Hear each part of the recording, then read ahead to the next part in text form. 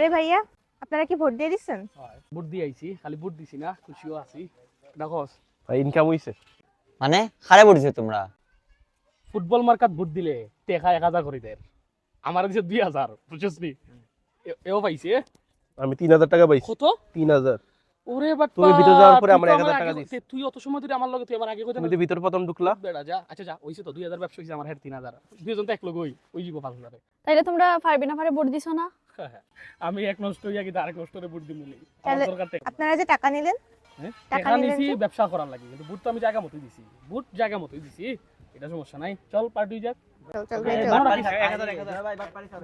দেখুন, এরকম যদি টাকা দিয়ে কেউ বুট কেনা বেচা করে থাকে তাহলে এটা আইনত দণ্ডনীয় অপরাধ। যে বিক্রি করলো তারও অপরাধ, যে টাকা দিয়ে বুট কিনলো তারও অপরাধ। আপনাদের সামনে বা আপনাদের আশেপাশে কেন্দ্রে যদি কেউ এভাবে বুট টাকা দিয়ে কেনা বেচা করে বা কেন্দ্রের বাহিরে নির্বাচন শুরু হওয়ার আগে কিংবা নির্বাচনের সময় কেউ যদি টাকা দিয়ে বুট কেনা বেচা করে তাহলে এটা শাস্তিযোগ্য অপরাধ। আপনাদের সামনে এরকম ঘটনা যদি ঘটে থাকে তাহলে আপনারা আইন শৃঙ্খলা বাহিনীকে অবহিত করুন। ধন্যবাদ।